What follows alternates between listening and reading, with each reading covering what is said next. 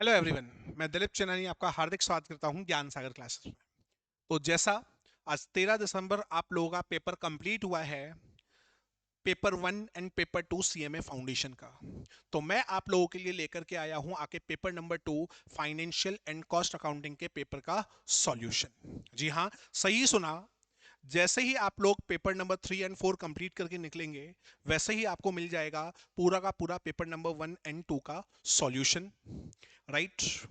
तो चलिए स्टार्ट करते हैं हम लोग फाइनेंशियल अकाउंटिंग के पेपर का सॉल्यूशन। उससे पहले आप लोगों के इंटर के बैचेस स्टार्ट हो रहे हैं वेनेसडे से। जी हाँ, सही सुना। हम लोग आपके दिसंबर 2026 के लिए इंटर के बैच स्टार्ट कर रहे हैं फ्रॉम दी 17 दिसंबर। तो आप जल्दी से जल्दी इन पेपर के सॉल्यूशन को चेक कीजिए। चेक करने के बाद मुझे जरूर कमेंट बॉक्स में बताइएगा आपके कितने क्वेश्चन सही हैं, और जल्दी से आप न्यू बैच के लिए हो जाए रजिस्टर्ड। धन्यवाद। अब करते हैं हम लोग स्टार्ट हमारे पेपर का रिव्यू। देखिए, आज का जो अकाउंटेंसी का पेपर आप लोगों से पूछा गया है, अकाउंटेंसी का पेपर अकाउंटेंसी का ही है। दैट मीन कि कुछ प्रैक्टिकल देखने को मिले और कुछ कंसेप्चुअल क्वेश्चन देखने को मिले हैं। राइट। जैसा कि फर्स्ट क्वेश्चन ही आप लोगों का बेसिक अकाउंटिंग से पूछा गया is an activity which is concern with the recording classifying financial data related to business operation. तो इसका करेक्ट आंसर होगा bookkeeping. Right. Question number 2 framework से पूछा गया। आपको क्लासेस के अंदर बोला गया भैया पेज फ्रेमवर्क के बारे में पढ़ लेना, टोटल 4 फ्रेमवर्क होते हैं। या तो ये पूछेगा या पूछेगा कि इनमें से कौन सा फ्रेमवर्क नहीं है। तो इस फ्रेमवर्क के बारे में बात करूं तो किसी भी तरीके का बिजनेस फ्रेमवर्क नहीं होता है अकाउंटिंग के अंदर। लीगल भी होता है, इंस्टीट्यूशनल भी होता है और रेगुलेटरी भी होता है। अगला पूछा गया which of the following is not a concept of accounting. इस क्वेश्चन का करेक्ट आंसर होगा सी, अकाउंटिंग साइकिल कंसेप्ट किसी भी तरीके का कोई कंसेप्ट नहीं होता है। Annual maintenance of fee of a factory, जैसे ही एनुअल वाली बात हो गई तो ये हो गया एक तरीके का रेवेन्यू एक्सपेंडिचर। बात करें क्वेश्चन नंबर 55 की, good purchase from Sonu but wrongly enter in the account of Simu. भैया सोनू हमारा क्रेडिटर है, सोनू की जगह पे किसके अंदर चला गया, सीमू के अंदर, तो उसके पर्सनल अकाउंट में प्रॉब्लम आई ना। तो न तो नेट प्रॉफिट में ना नेट इंक्रीमेंट होगा, ना डिक्रीमेंट होगा, और ना क्रेडिटर के टोटल में होगा। तो इसका करेक्ट आंसर होगा no effect on net profit. is a representation of interrelationship between the three important aspects of accounting, namely assets, liability and equity। इसका करेक्ट आंसर होने वाला है accounting equation. Question number 57, on the purchase of old furniture 2000। Old furniture हमारे लिए तो assets ही है ना। Incurred on freight charge should be debited. अब फर्नीचर हमारी एसेट्स, और एसेट्स के ऊपर जो भी फ्राइट हम लोग ऐड करेंगे उसको हम लोग एसेट्स अकाउंट के अंदर ही डेबिट करेंगे। तो इस क्वेश्चन का करेक्ट आंसर होगा D. Which of the following document is not required for preparing the bank reconciliation statement. इसका क्वेश्चन का करेक्ट आंसर है ट्रायल बैलेंस। ट्रायल बैलेंस कभी भी बीआरएस बनाने के काम में नहीं आता है।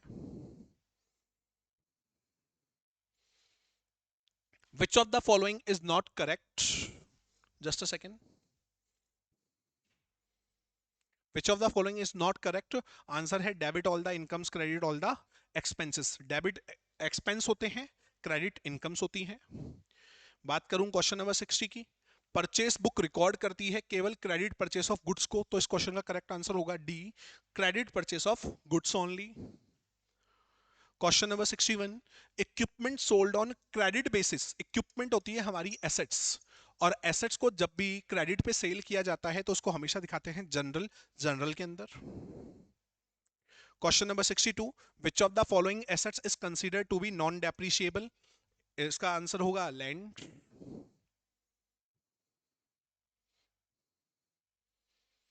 क्वेश्चन नंबर 63 देखते हैं।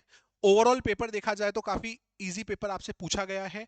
जो जो चीजें आपको क्लास के अंदर करवाई गई वहीं से पेपर पूछा गया है। और जो अभी आपकी टेस्ट सीरीज थी, कंपैरेटिवली काफी स्टूडेंट से मैंने ये भी सुना कि आपके टेस्ट सीरीज के पेपर काफी टफ थे, उसके कंपैरिजन में काफी इजी पेपर है। तो जितनी आप प्रैक्टिस करेंगे उतना ज्यादा आपका बेनिफिट होता जाता है। Prepaid insurance is a nature of representative personal account. If the original cost of a machine 1,26,000 and rate of depreciation 10%, किसके अकॉर्डिंग, WDV के अकॉर्डिंग, तो 126 का पहले 10% लेस कर देंगे तो वैल्यू बचेगी 1,13,400, उसका 10% हो जाएगा 11,340 सेकेंड ईयर का depreciation. A sum of 250 was paid as a compensation to employee who has retrenched, तो ये हो गया एक तरीके का आपका revenue nature expenditure. Which one is used without a trade transaction but for mutual benefit, mutual benefit के लिए हमेशा लगता है अकोमोडेशन बिल।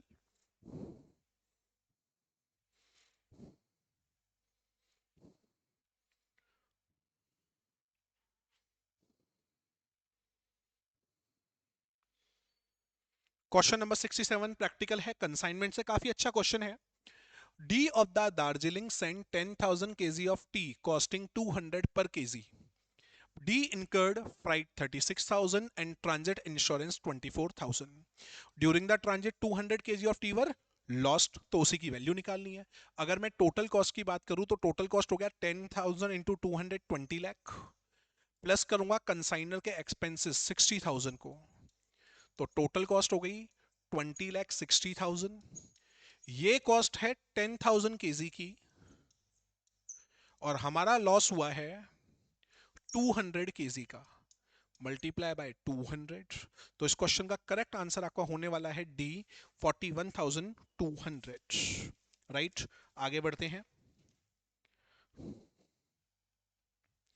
काफी easy question, when consignor send goods to consignee, इस क्वेश्चन का करेक्ट आंसर होगा proforma invoice.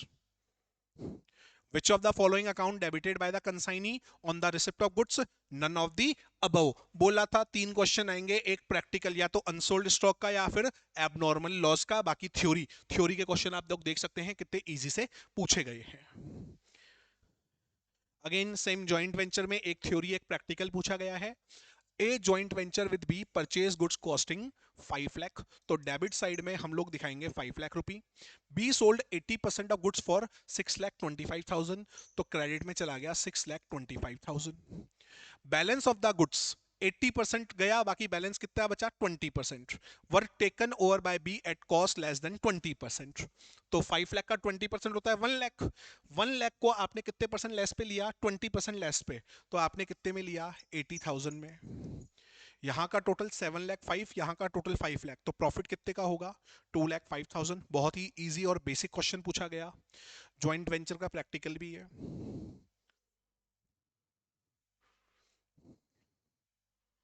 Joint venture account in the nature of, joint venture हमेशा नॉमिनल नेचर का होता है। अब यहां पे हो सकता है काफी सारे स्टूडेंट ने क्वेश्चन नंबर 72 रॉन्ग किया हो, कंसेप्ट को समझिए। एक बिल 9 लाख रुपए का आपने बैंक से डिस्काउंट करवाया 8,73,000 का, बैंक ने डिस्काउंट डिडक्ट कर लिया, लेकिन जब बिल की मैच्योरिटी होगी तो बैंक को मिलने चाहिए पूरे के पूरे 9 लाख। ठीक है, अब ये बिल हो गया डिसोनर और बैंक ने पे किए 1,200 रुपए, तो बैंक, जिसने बिल डिस्काउंट करवाया, मैंने बिल डिस्काउंट करवाया, तो बैंक वसूलेगा पूरे 9 लाख, साथ में 1,200 नोटिंग चार्जेस के। तो इस क्वेश्चन का करेक्ट आंसर होगा डी, 9,01,200। अगला क्वेश्चन, क्वेश्चन नंबर 73, अच्छा क्वेश्चन है।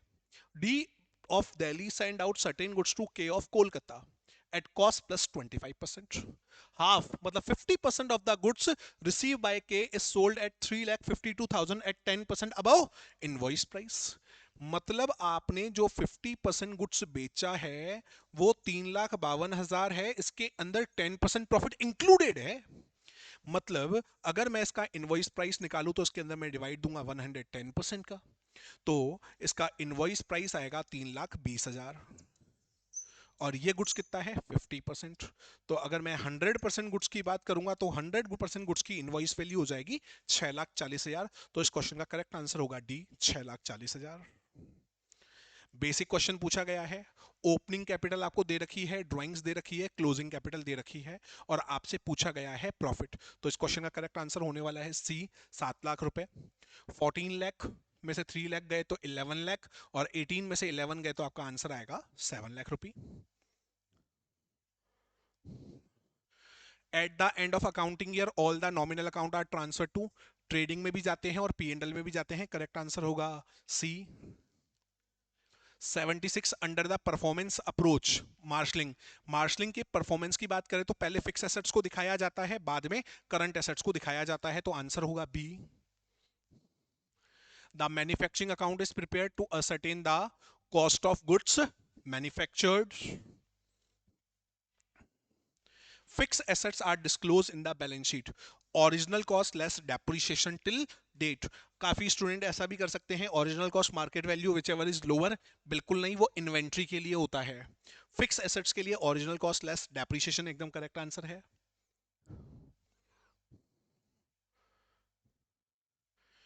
Question number 79 again final accounts का क्वेश्चन है। Ascertain the value of closing inventory given that opening inventory है 2 लाख, सेल्स है 10 लाख, परचेस है 8 लाख, वेजेस है 40, ग्रॉस प्रॉफिट 20% ऑन सेल। तो 10 लाख का सेल्स है, 25% अगर मैं लेस कर देता हूं तो सीओजीएस हो गया आपका 7,50,000। इक्वेशन बना के मैं इस क्वेश्चन को जब सॉल्व करूंगा तो इस क्वेश्चन का मेरा करेक्ट आंसर आने वाला है 2,90,000। कैसे? Opening stock 2 lakh, purchase 8 lakh, wages 40,000, तो इन सबको ऐड किया तो ये आपका आया 10,40,000 minus closing stock equals to 7,50,000। तो क्लोजिंग स्टॉक हो जाएगा आपका 2,90,000, right. Which of the following is not a component of final statement of a sole proprietor? Receipt and payment account बनता है एनजीओ के केस में, इसके केस में नहीं बनता है। Legacy receipt by NPO is treated as capital receipt. काफी easy question. Capital fund of NPO is also known as accumulated fund. Again काफी अच्छा क्वेश्चन पूछा, इजी क्वेश्चन पूछा। यहाँ पे आप लोगों का सब्सक्रिप्शन का क्वेश्चन पूछा, बोला गया इस बार कैश रिसीव हुआ है 1,11,250, जिसके अंदर एडवांस सब्सक्रिप्शन है 15,000 का जो नेक्स्ट ईयर के लिए है। तो ये एडवांस सब्सक्रिप्शन तो लेस हो जाएगा और करंट ईयर के आउटस्टैंडिंग को मैं ऐड करूंगा, तो इस क्वेश्चन का करेक्ट आंसर आपके आने वाला है डी, 1,07,500। अगेन अगला क्वेश्चन पूछा गया, which of the following item are shown in the income and expenditure account. Income and expenditure में केवल रेवेन्यू नेचर आइटम आते हैं। अब यहाँ पे कुछ स्टूडेंट हो सकते हैं आंसर टिक करके आए हो only item of revenue nature which are received. भैया विच आर पेड भी तो होगा, तो इस क्वेश्चन का करेक्ट आंसर होगा D, only item of revenue nature pertaining to the period of accounts. Which of the following is the true regarding the receipt and payment account? Option A एकदम correct है, it is a summary of cash book. अब costing के अंदर जैसे मैंने आपको पहले भी बताया था, आपको कुछ 4 डेफिनेशन पढ़नी है, cost unit, cost object, cost driver और कॉस्ट सेंटर। वहीं से सीधा का सीधा क्वेश्चन पूछा गया। Cost are often measure in terms of product service और अ होटल गेस्ट और अ सेल टेरिटरी, तो उसे बोला जाता है कॉस्ट ऑब्जेक्ट। अगला question,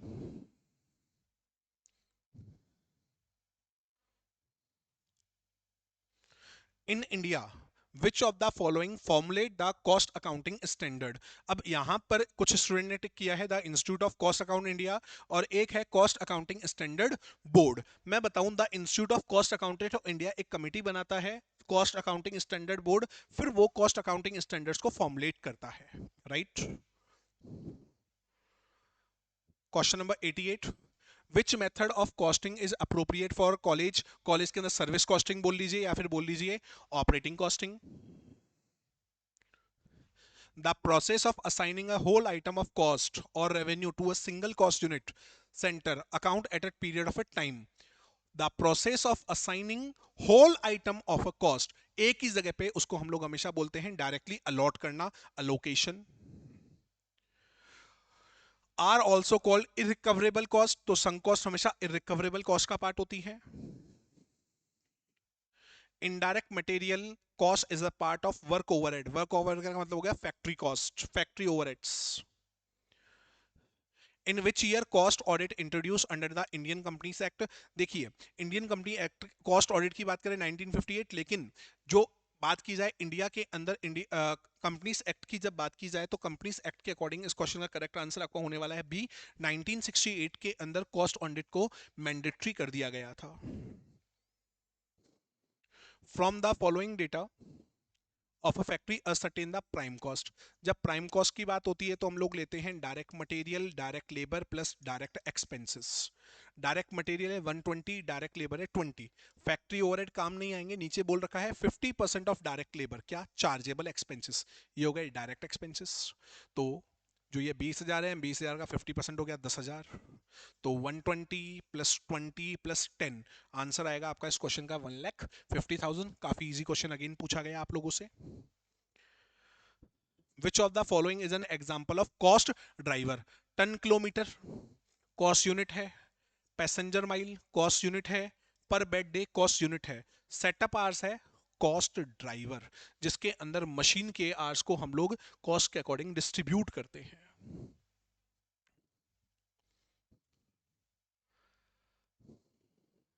which of the following is the classification of cost by nature of production process? तो option एकदम सही है इसका A, job cost, batch cost production के प्रोसेस के अकॉर्डिंग चलती है। फिर पूछा गया identify the correct sequence of the cost sheet. तो सबसे पहले निकलती है प्राइम कॉस्ट, फिर निकलती है वर्क कॉस्ट, फिर निकलती है कॉस्ट ऑफ प्रोडक्शन, लास्ट में निकलती है कॉस्ट ऑफ गुड्स सोल्ड। तो पहले प्राइम देन वर्क, तो आंसर इसका करेक्ट हो गया D. determine the amount of purchase for raw material for given particulars। एकदम easy question. Raw material purchase की वैल्यू निकालनी है, कंज्यूम्ड दे रखा है, तो कंज्यूम्ड के अंदर हम लोग ऐड करेंगे क्लोजिंग स्टॉक को, लेस कर देंगे ओपनिंग स्टॉक को। तो इस क्वेश्चन का करेक्ट आंसर इस फॉर्मूले से आपके पास आने वाला है D. CAS 14 deal with pollution control cost. Consider the following statement budget से रिलेटेड है, दोनों के दोनों स्टेटमेंट एकदम सही है, तो इसका करेक्ट आंसर होगा both statement are true. Costing differentiate between fix cost and variable cost. ऐसी कॉस्टिंग की टेक्निक जो वेरिएबल कॉस्ट को और फिक्स कॉस्ट को सेपरेट करती है, वो टेक्निक कहलाती है मार्जिनल कॉस्टिंग। इस पूरे पेपर को जब मैंने बहुत अच्छे से जब एनालाइज किया तो मुझे इतना ही है, बहुत इजी पेपर आपसे पूछा गया है, अगर एक दो प्रैक्टिकल क्वेश्चंस को मैं छोड़ दूं तो। Otherwise theory wise conceptual wise paper बहुत इजी आपसे पूछा गया है, राइट। तो ये था सॉल्यूशन आप लोगों का पेपर नंबर 2 कॉस्ट अकाउंटिंग का। सारे के सारे सॉल्यूशन वीडियो सेक्शंस में अपलोडेड हैं आज के पेपर के, तो आप जाके चेकआउट कीजिए और जरूर कमेंट बॉक्स में बताइए आपके कितने आंसर सही हैं। साथ में आपके इंटर के न्यू बैचेस स्टार्ट हो रहे हैं फ्रॉम 17 दिसंबर, और ज्यादा जानकारी के लिए आप लोग नीचे दिए गए नंबर पे संपर्क करें। धन्यवाद।